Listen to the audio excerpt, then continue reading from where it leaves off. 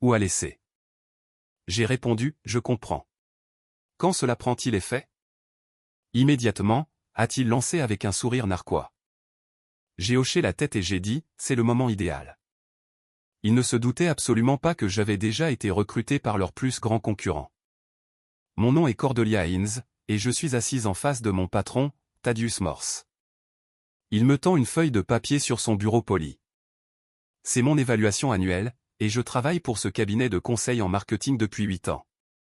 Il a cette expression particulière, qu'il prend quand il pense qu'il est sur le point de me donner une nouvelle dévastatrice, comme un chat qui a coincé une souris.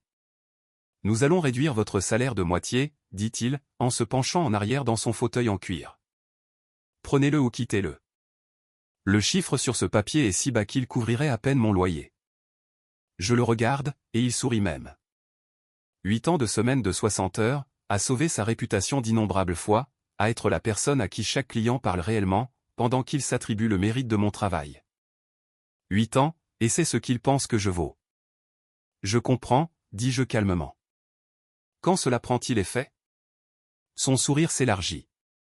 Immédiatement, je hoche la tête et plie soigneusement le papier.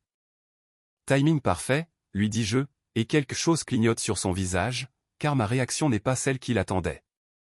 Avant d'entrer plus en détail dans ce qui s'est passé, pourriez-vous s'il vous plaît prendre quelques secondes pour me dire, dans les commentaires, d'où vous écoutez, car je veux savoir où mon histoire touche les gens à travers le monde. Et aussi, aimez, abonnez-vous et cliquez sur l'icône de la cloche, car ce que je suis sur le point de partager avec vous va vous montrer exactement comment quelqu'un peut penser détenir tout le pouvoir, et découvrir qu'il n'en a jamais eu du tout. Voyez-vous, ce que Thaddeus ne savait pas, alors qu'il était assis là, essayant de m'humilier, c'est que 3 semaines plus tôt, j'avais reçu un appel d'Helena Voss. Helena dirige le cabinet de marketing le plus prospère de notre ville, et elle suivait mon travail depuis des années. Pas le travail de Thaddeus, le mien, parce que tout le monde dans cette industrie sait qui obtient réellement des résultats, même si le nom de quelqu'un d'autre est sur la porte. Cordelia, Helena avait dit lors de notre rendez-vous café, je veux vous offrir quelque chose de différent, pas seulement un emploi, un partenariat. Je suis en pleine expansion, et j'ai besoin de quelqu'un qui comprend que les affaires sont bâties sur les relations, pas sur l'ego. Je ne lui avais pas donné de réponse ce jour-là. Je lui avais dit que j'avais besoin de temps pour réfléchir. Mais assise là, à regarder Thaddeus détruire 8 ans de loyauté avec une seule feuille de papier, l'offre d'Helena me semblait soudainement l'univers s'aligner parfaitement. Vous devez comprendre quelque chose à propos de Thaddeus Morse. Il a hérité de cette entreprise de son père il y a 12 ans. Il n'a jamais travaillé un jour en service client. Il n'a jamais eu à charmer un client difficile, ni à rester éveillé toute la nuit à réparer l'erreur de quelqu'un d'autre. C'est un de ces hommes qui pensent que le simple fait de se présenter et d'avoir son nom sur le bâtiment le rend automatiquement indispensable. Ce qu'il n'a jamais réalisé, c'est que, pendant les 3 dernières années, j'ai géré toute son opération. Pas officiellement, bien sûr. Officiellement, je suis une gestionnaire de compte senior. Mais en pratique, chaque décision majeure passe d'abord par moi. Chaque crise est résolue par moi avant d'atteindre son radar. Chaque relation client existe parce que je l'ai construite brique par brique, conversation par conversation. Prenez notre plus gros compte, Peton Industries. Leur PDG, Janet Peton, pense qu'elle a une ligne directe avec le propriétaire de l'entreprise, car c'est ainsi que je l'ai organisée. Quand elle appelle pour un problème urgent, elle me demande par mon nom. Quand elle est satisfaite de notre travail, elle envoie des notes de remerciement qui me sont personnellement adressées. Thaddeus est mis en copie des emails, bien sûr, mais Janet et moi sommes celles qui résolvent réellement les problèmes ensemble. Ou considérez Morrison Tech, notre deuxième plus gros client. Je suis leur personne de contact depuis 4 ans. Je sais que la fille du fondateur vient de commencer l'université. Je me souviens de l'horaire de chimiothérapie de sa femme. J'envoie des félicitations quand leurs chiffres trimestriels dépassent les attentes. Thaddeus se présente au dîner annuel et fait la conversation, mais Morrison m'appelle quand il a besoin de vrais conseils. Ce schéma se répète sur l'ensemble de notre clientèle, 23 comptes majeurs, et chaque relation passe par moi. Non pas parce que je suis une manipulatrice hors pair, mais parce que je me soucie réellement de leur succès.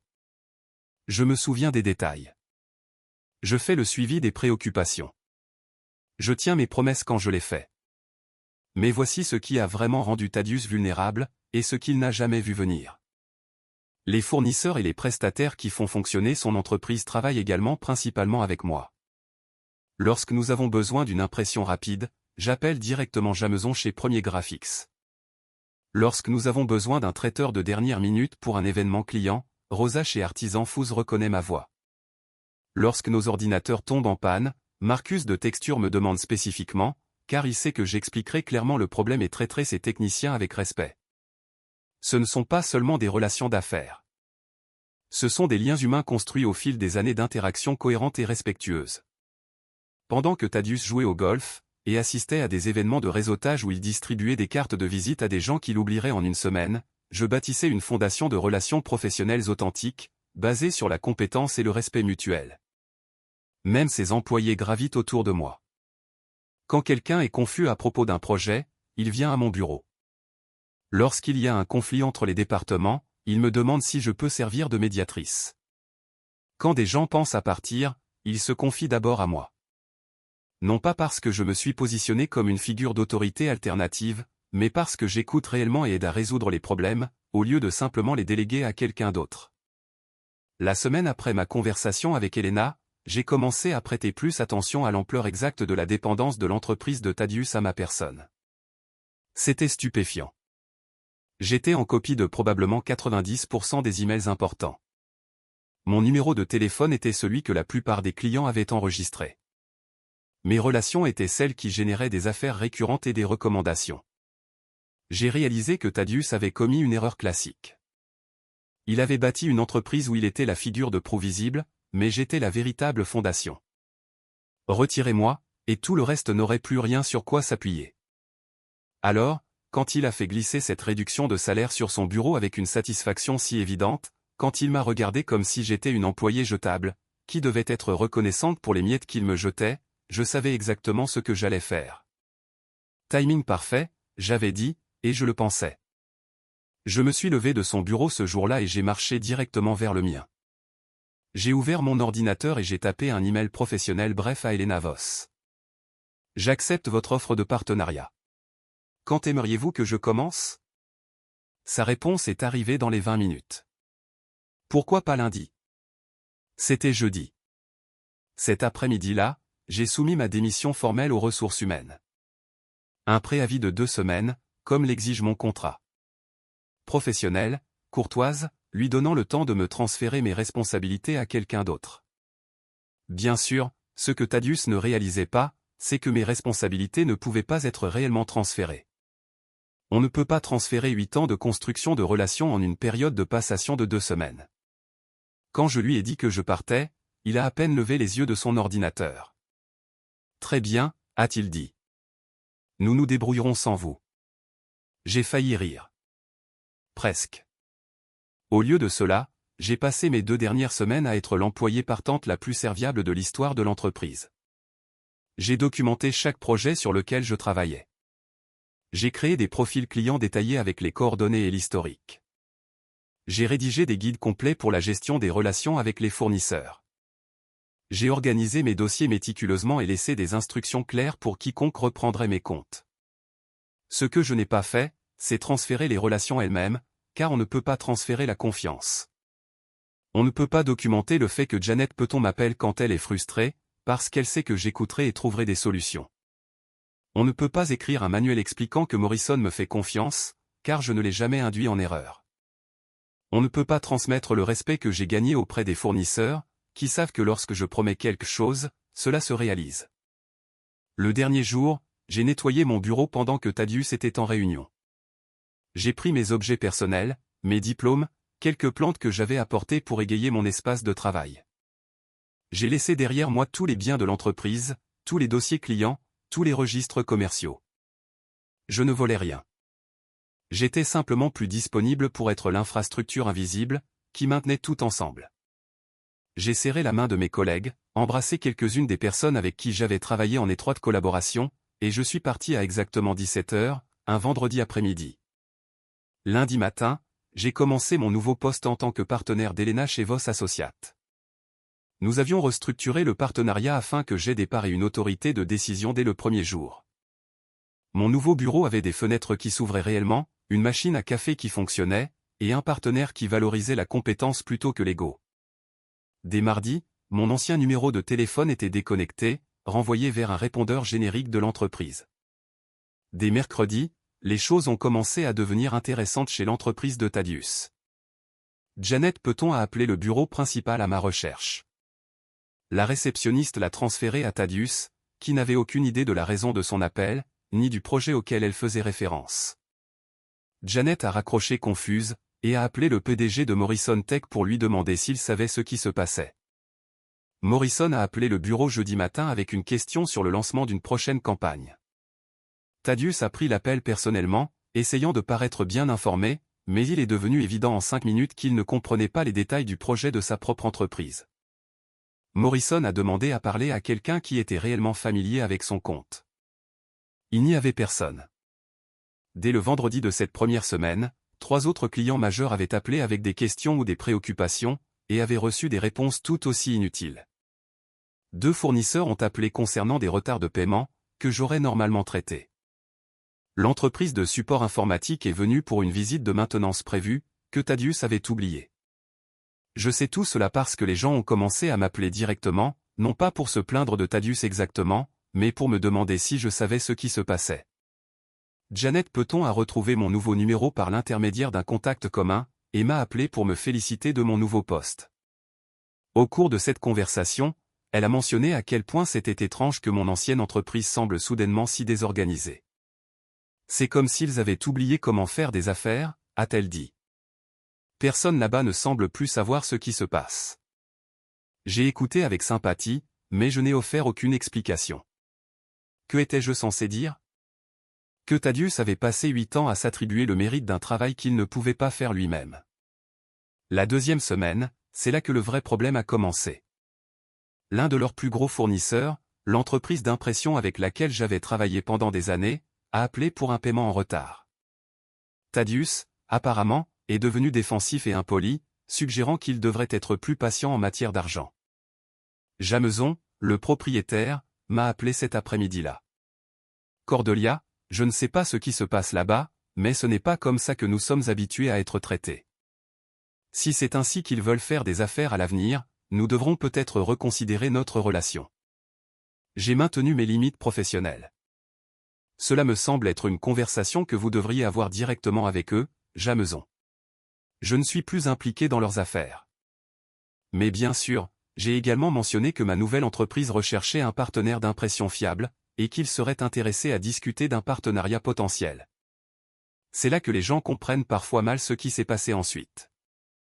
Je n'ai pas saboté l'entreprise de Thaddeus. Je n'ai pas volé ses clients ni dénigré son entreprise. J'ai simplement commencé à construire des relations dans mon nouveau rôle, de la même manière que j'avais toujours construit des relations, en étant compétente, fiable et véritablement serviable. Lorsque Janet Peton a mentionné qu'elle était frustrée par le manque de communication de sa firme de marketing actuelle, j'ai écouté. Lorsqu'elle a demandé si ma nouvelle entreprise pourrait être intéressée à discuter de son compte, j'ai répondu que nous serions heureux d'avoir cette conversation. Lorsque le PDG de Morrison Tech a appelé pour me féliciter de ma nouvelle entreprise et m'a interrogé sur nos capacités, j'ai été honnête sur ce que nous pouvions offrir. En l'espace de 3 semaines après avoir quitté l'entreprise de Thaddeus, Elena et moi avions obtenu des rendez-vous avec 4 de ses anciens clients. Non pas parce que je les avais recrutés, mais parce qu'ils nous avaient sollicités, après être devenus de plus en plus frustrés par le service qu'ils recevaient. La beauté de la construction de relations authentiques, c'est que les gens se souviennent de la façon dont vous les avez fait se sentir. Lorsqu'ils reçoivent un mauvais service d'un fournisseur, ils pensent naturellement à quelqu'un qui leur a toujours fourni un bon service. Ce n'est pas de l'espionnage industriel, ni de la concurrence déloyale. C'est juste la nature humaine. À la fin de mon premier mois chez Voss Associates, nous avions signé 3 nouveaux comptes majeurs. Tous se trouvaient être des entreprises avec lesquelles j'avais déjà travaillé, des entreprises qui s'étaient lassées de l'incapacité de leur cabinet de marketing actuel à fournir le niveau de service auquel elles s'étaient habituées. Le point de basculement est survenu lorsque Morrison Tech a changé d'entreprise. Leur PDG a appelé personnellement Thaddeus pour lui expliquer qu'ils allaient transférer leur compte à un cabinet, qui comprenait mieux leurs besoins. Thaddeus est apparemment devenu agressif, accusant Morrison d'être influencé par une ancienne employée. Morrison m'a appelé cet après-midi-là, en riant. Cordelia, cet homme vient de prouver exactement pourquoi nous avons pris la bonne décision. Il a passé 10 minutes à me crier dessus, à propos de la loyauté des employés et de l'éthique concurrentielle, mais il n'a pas pu répondre à une seule question, concernant nos besoins commerciaux réels. C'est comme s'il n'avait jamais compris ce que nous faisons, ni pourquoi nous avions embauché son entreprise en premier lieu. C'est alors que j'ai réalisé ce qui se passait réellement. Thaddeus ne m'avait pas seulement perdu en tant qu'employé. Il avait perdu la personne qui traduisait entre son ego et les exigences réelles de la gestion d'une entreprise. Sans moi pour combler cette lacune, les clients étaient exposés sans filtre à son incompétence. Les histoires ont commencé à me parvenir, par l'intermédiaire de contacts de l'industrie. Comment Thaddeus avait oublié une présentation majeure, et avait essayé de s'en sortir avec des informations obsolètes. Comment il avait promis des livrables que son personnel restant ne pouvait absolument pas réaliser, car il n'avait pas les relations clients nécessaires pour recueillir les exigences. Comment il avait mal géré une situation de crise, que j'aurais résolue avec quelques coups de fil. Chaque échec rendait mes anciens clients plus reconnaissants du service qu'ils recevaient désormais d'Elena et moi. Chaque conversation avec Thaddeus leur rappelait pourquoi ils avaient réellement apprécié de travailler avec son entreprise, quand j'étais là pour faire en sorte que tout se passe bien. 6 semaines après mon départ, j'ai rencontré une de mes anciennes collègues dans un café. Elle avait l'air épuisée. « Cordelia, c'est le chaos là-bas », a-t-elle dit. Thaddeus nous demande sans cesse de gérer des choses que tu faisais avant, mais aucune d'entre nous ne sait comment faire. La moitié des fournisseurs ne nous rappellent pas. Les clients demandent constamment où tu es allé, et Thaddeus ne cesse de dire « Nous devons trouver une solution, car les affaires doivent continuer ». J'ai eu une réelle pitié pour elle. Et les autres employés qui subissaient les conséquences de la mauvaise gestion de Thaddeus. C'étaient de bonnes personnes, prises dans une situation impossible. Cherches-tu d'autres opportunités? J'ai demandé. Tout le monde, a-t-elle dit. Mais Thaddeus a commencé à faire des menaces, concernant des clauses de non-concurrence et des poursuites judiciaires, si quelqu'un d'autre part. C'est à ce moment-là que j'ai su qu'il était vraiment en panique. Les menaces juridiques vides sont ce à quoi les managers incompétents ont recours, lorsqu'ils réalisent qu'ils ont perdu le contrôle d'une situation qu'ils n'ont jamais réellement comprise. Elena et moi avons commencé à recevoir des appels de personnes talentueuses de son entreprise. Non pas parce que je les recrutais, mais parce que la nouvelle de notre succès croissant, et de notre environnement de travail positif, s'était répandue. Lorsque les gens sont pris au piège dans une situation d'échec, ils gravitent naturellement vers des opportunités qui semblent plus stables et gratifiantes. Nous avons embauché 3 des anciens employés de Thaddeus, le mois suivant. Tous avaient donné un préavis en bonne et due forme. Tous avaient été libérés de toute obligation contractuelle légitime, et tous étaient impatients de travailler quelque part où leurs compétences seraient valorisées, plutôt que tenues pour acquises. Avec chaque nouvelle embauche, nous acquérions une connaissance institutionnelle plus approfondie des comptes qui étaient en difficulté, dans l'ancienne entreprise. Non pas des informations confidentielles ou des secrets commerciaux, mais des connaissances générales de l'industrie, et une expertise professionnelle que ces individus avaient développée, au fil de nombreuses années d'expérience. Le dernier domino est tombé, lorsque Peton Industries a pris sa décision de changer de cabinet. Janet m'a appelé personnellement pour m'expliquer leurs raisons. Cordelia, nous avons essayé de faire fonctionner les choses avec ton ancienne entreprise, pendant 2 mois maintenant, mais c'est comme travailler avec des étrangers. Personne là-bas ne comprend notre entreprise ou notre histoire. Chaque conversation repart de zéro. Nous payons des tarifs premium pour un service d'amateur. Quand Elena et moi avons signé le compte Peton, nous sommes devenus le cabinet de marketing à la croissance la plus rapide de la ville. En 3 mois, nous étions passés d'une petite boutique à un acteur majeur sur le marché local. Tout cela, parce que Thaddeus Morse pensait que réduire mon salaire de moitié, me ferait comprendre ma place. La dernière fois que je l'ai vu, c'était lors d'un événement de réseautage de l'industrie, environ 4 mois après avoir quitté son entreprise. Il avait l'air terrible, stressé, fatigué, sur la défensive. Quand il m'a vu de l'autre côté de la pièce, il a même essayé de m'approcher. « Cordelia », a-t-il dit, « nous devons parler. » J'étais poli mais ferme. « Je ne pense pas qu'il y ait quoi que ce soit à discuter, Thaddeus. »« Tu as détruit mon entreprise », a-t-il dit assez fort pour que les gens à proximité commencent à prêter attention. Je l'ai regardé calmement. « Je n'ai rien détruit. J'ai juste arrêté de tout arranger. » C'est à ce moment-là qu'il a finalement compris ce qui s'était réellement passé. Je pouvais le voir sur son visage. Pendant 8 ans, il avait dirigé une entreprise où sa fonction la plus importante était de rester hors de mon chemin, pendant que je faisais en sorte que tout fonctionne. Quand il m'a chassé, il a perdu la seule personne qui l'avait empêché de rendre son incompétence visible à ses clients. Il n'a pas perdu son entreprise parce que je l'ai sabotée. Il l'a perdue parce qu'il ne l'avait jamais réellement dirigée. La pièce autour de nous était devenue silencieuse. D'autres professionnels de notre industrie écoutaient une conversation qui illustrait parfaitement pourquoi certaines entreprises réussissent et d'autres échouent. Cela n'avait rien à voir avec la vengeance ou la guerre d'entreprise. Cela avait tout à voir avec la compréhension que le succès durable provient d'une compétence authentique et de relations véritables, non pas des titres, de l'ego et de l'illusion du pouvoir. Je me suis excusé poliment, et j'ai rejoint la conversation d'Elena avec un nouveau client potentiel. 6 mois plus tard, j'ai appris par des contacts de l'industrie que Thaddeus avait été contraint de vendre ce qui restait de son entreprise à une plus grande firme. La marque a entièrement disparu. L'héritage de son père, bâti sur des décennies, était parti. Mais voici ce que les gens ne comprennent pas toujours, à propos de cette histoire. Je n'ai jamais eu l'intention de détruire Thaddeus Morse, ou son entreprise. Je n'ai jamais planifié de stratagème de vengeance élaboré.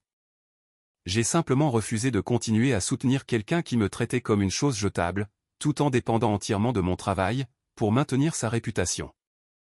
La vengeance la plus dévastatrice, ce n'est pas ce que vous faites à quelqu'un. C'est ce qui se passe quand vous arrêtez de tout faire pour eux. Aujourd'hui, 2 ans plus tard, Elena et moi dirigeons le cabinet de conseil en marketing le plus prospère dans 3 États. Nous avons 47 employés, des bureaux dans 2 villes, et une liste d'attente de clients qui s'étend sur 6 mois.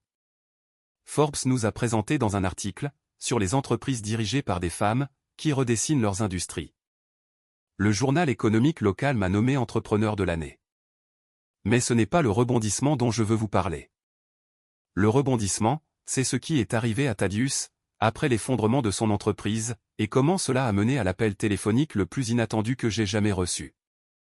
Vous vous souvenez comment j'ai mentionné qu'il avait été contraint de vendre ce qui restait de son entreprise? Eh bien, ce que je ne savais pas à l'époque, c'est qu'il avait acheté. Il s'avère qu'elle a été acquise par Meridian Holdings, l'une de ces énormes sociétés d'investissement, qui achètent des entreprises en difficulté, les dépouille de leurs actifs, et soit les revend, soit les dissout entièrement. Thaddeus est parti avec assez d'argent pour couvrir ses dettes, et peut-être 6 mois de dépenses courantes. Pas exactement la retraite confortable qu'il avait probablement imaginée, lorsqu'il a hérité de l'entreprise de son père. Pendant environ 1 an après cela, je n'ai rien entendu de lui. De temps en temps, quelqu'un mentionnait l'avoir vu à des événements de réseautage, essayant de reconstruire sa réputation, mais personne ne le prenait plus au sérieux. La nouvelle se répand vite dans notre industrie, et tout le monde savait ce qui était réellement arrivé à son entreprise. Puis, il y a environ 8 mois, quelque chose d'intéressant a commencé à se produire.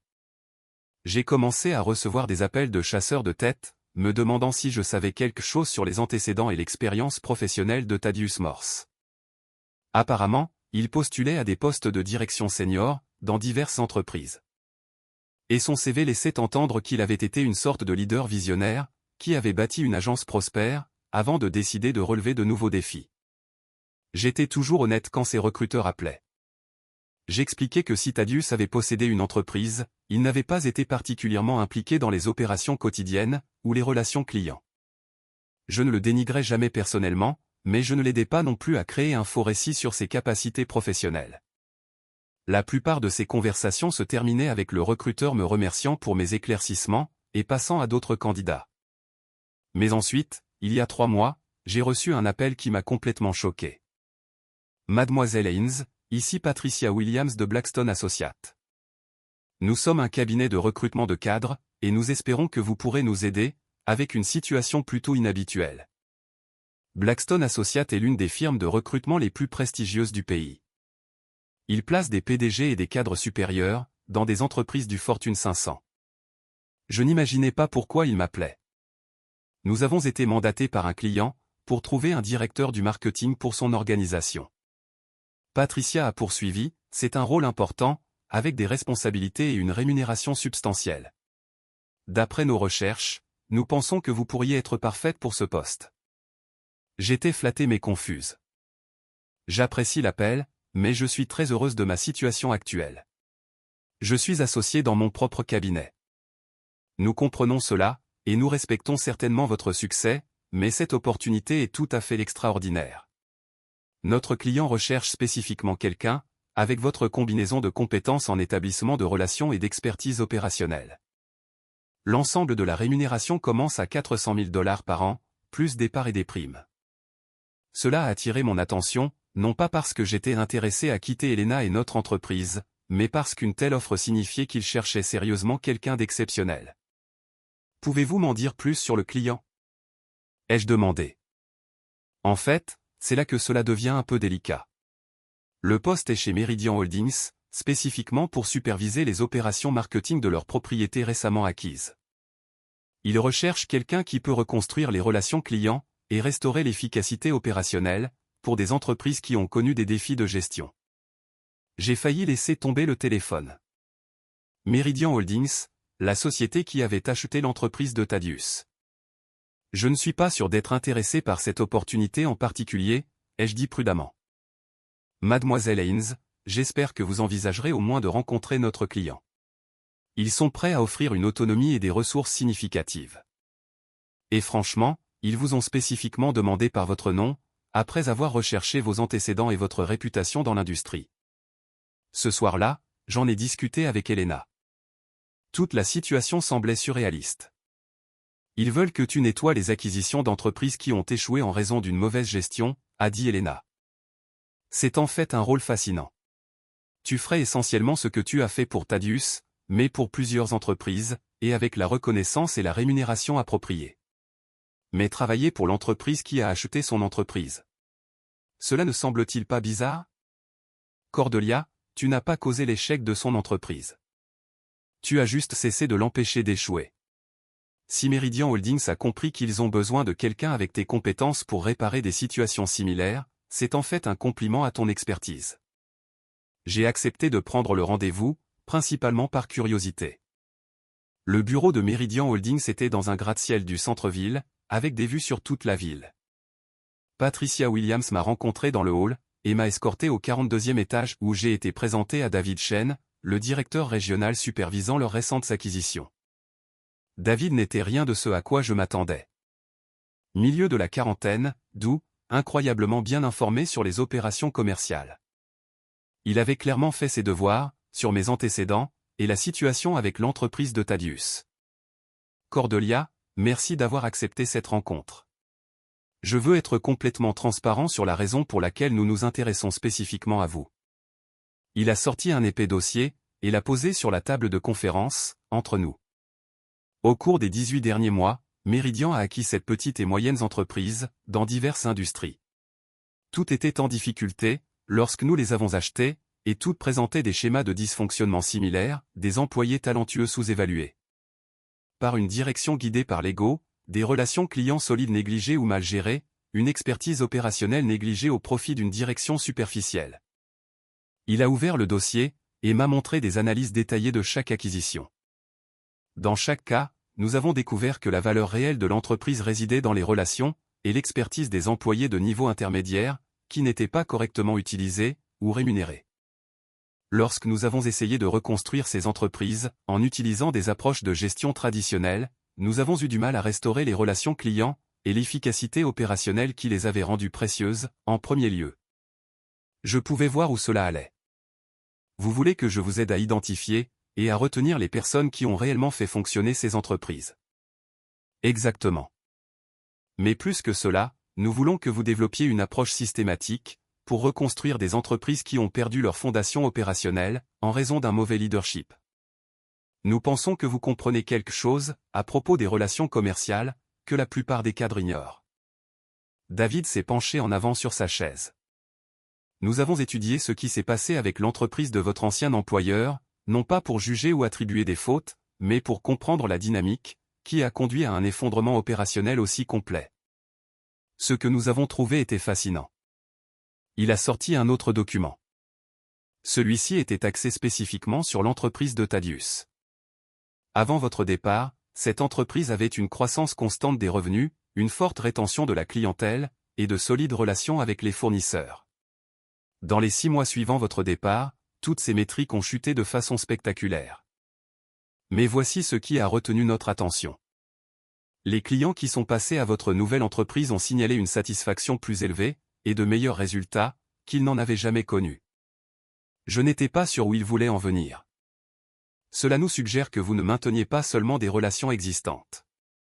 Vous fournissiez en fait un niveau de service qui dépassait ce que ces clients avaient reçu auparavant, même lorsque vous étiez contrainte par la structure de l'entreprise de quelqu'un d'autre.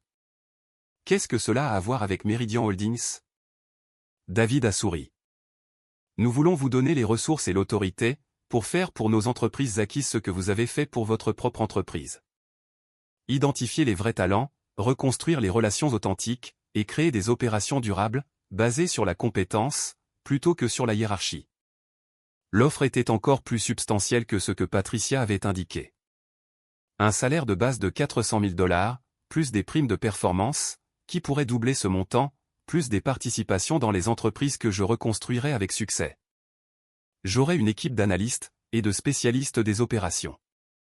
Je rapporterai directement à David, avec une autonomie complète sur l'embauche, le licenciement et les décisions stratégiques, pour les opérations marketing de toutes les propriétés acquises. Mais la partie la plus intéressante de l'offre était ce que David a dit ensuite. Il y a encore une chose, Cordelia. Nous avons une situation particulière, qui pourrait vous intéresser personnellement. Il a sorti un dernier document. Il y a 3 semaines, nous avons acquis une autre entreprise de marketing en difficulté. Le propriétaire avait essayé de reconstruire sa réputation, après l'échec de son entreprise précédente, mais il avait commis des erreurs de gestion similaires. Des employés talentueux qui partent, des relations clients qui se détériorent, un dysfonctionnement opérationnel. Mon cœur s'est mis à battre plus vite. Le nom du propriétaire est Thaddeus Morris. J'ai regardé David, complètement sous le choc. Vous avez acheté la nouvelle entreprise de Thaddeus. En fait, il ne l'a jamais possédée. Il a été embauché comme directeur général, pour un groupe d'investisseurs, qui pensaient que son expérience, à la tête d'une agence précédente, serait précieuse. Lorsque cet arrangement a échoué, les investisseurs nous ont contactés, pour acquérir les actifs et reconstruire l'opération. David a ouvert le document pour me montrer les rapports financiers, et les évaluations opérationnelles.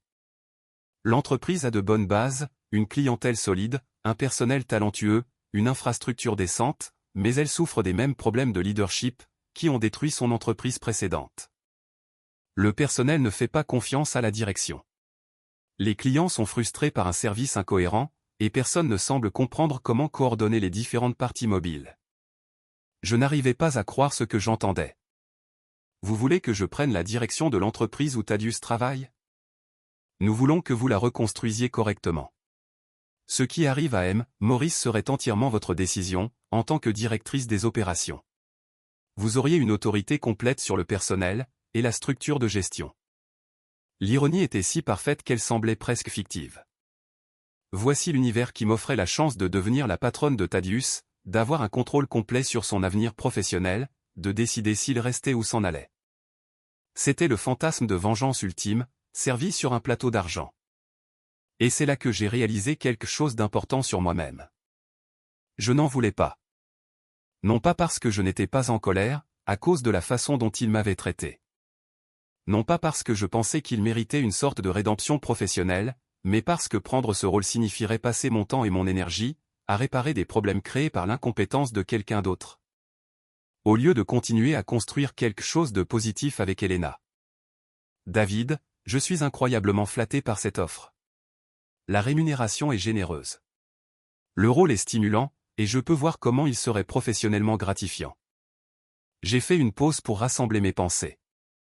Mais j'ai passé 8 ans de ma carrière à soutenir l'ego de quelqu'un d'autre, et à nettoyer des dégâts que je n'ai pas créés. Je ne suis pas intéressé à le faire à nouveau, même avec un meilleur salaire et une meilleure reconnaissance. David avait l'air déçu, mais pas surpris. Je comprends parfaitement. Nous devions faire l'offre, car vous êtes exactement le genre de leader dont nous avons besoin, mais nous respectons votre décision de vous concentrer sur la croissance de votre propre entreprise. Alors que je quittais le bâtiment, Patricia m'a accompagné jusqu'à l'ascenseur. Puis-je vous demander quelque chose, officieusement, a-t-elle dit. Bien sûr. Quand David vous a parlé de la situation de Thaddeus Morse, j'ai vu votre expression changer. Y avait-il une histoire personnelle, qui rendait l'offre moins attrayante? J'ai réfléchi à cette question, pendant que l'ascenseur descendait 42 étages. En fait, c'était le contraire. Je lui ai dit, l'histoire personnelle m'a fait réaliser que la meilleure vengeance n'est pas d'obtenir du pouvoir sur quelqu'un qui vous a fait du tort. C'est de construire quelque chose de si réussi, que leur opinion de vous devient complètement hors de propos. 6 mois plus tard, Elena et moi avons ouvert notre 3e bureau. Nous employons maintenant 63 personnes, dont 12 anciens employés de diverses entreprises que Meridian Holdings a acquises et reconstruites. Notre clientèle comprend des entreprises du Fortune 500, et nous avons été approchés par 3 sociétés d'investissement différentes, pour des opportunités d'expansion. Le mois dernier, j'ai reçu une invitation à prendre la parole, lors de la conférence annuelle de la National Marketing Association, sur la croissance durable des entreprises et le leadership authentique. Le discours d'ouverture devant un public de 1500 professionnels de l'industrie. Thaddeus sera probablement dans ce public. Il assiste toujours aux événements de l'industrie, et essaie toujours de se frayer un chemin vers de nouvelles opportunités. S'il est là, il me verra recevoir une reconnaissance pour l'expertise qu'il n'a jamais pris la peine de reconnaître, quand il en a eu l'occasion. Mais voici ce que j'ai appris sur le vrai succès. Il ne s'agit pas de prouver quoi que ce soit aux personnes, qui vous ont sous-estimé. Il s'agit de construire quelque chose de si substantiel, et de si significatif, que leur reconnaissance devient inutile. La meilleure vengeance n'est pas de détruire quelqu'un qui vous a fait du tort. C'est de devenir si réussi, que vous oubliez qu'il existe. Et quand vous vous en souvenez, vous réalisez que sa capacité à vous blesser a disparu, au moment où vous avez cessé d'avoir besoin de son approbation. Cette réduction de salaire, que Thaddeus m'a donnée il y a 2 ans, était censée me faire comprendre ma place. Au lieu de cela, elle m'a appris ma valeur. Si cette histoire a résonné en vous, partagez-la avec quelqu'un qui a besoin de l'entendre. Laissez un commentaire, en me racontant une fois où quelqu'un vous a sous-estimé, et comment cette expérience a changé votre perspective sur vos propres capacités. Et si vous êtes actuellement dans une situation où vous vous sentez sous-évalué, ou tenu pour acquis, rappelez-vous que la chose la plus puissante que vous puissiez faire, est d'arrêter de vous rabaisser, pour s'adapter à l'insécurité de quelqu'un d'autre. Votre valeur n'est pas déterminée par la façon dont les autres vous traitent. Elle est déterminée par ce que vous choisissez de construire, lorsque vous décidez enfin que vous méritez mieux.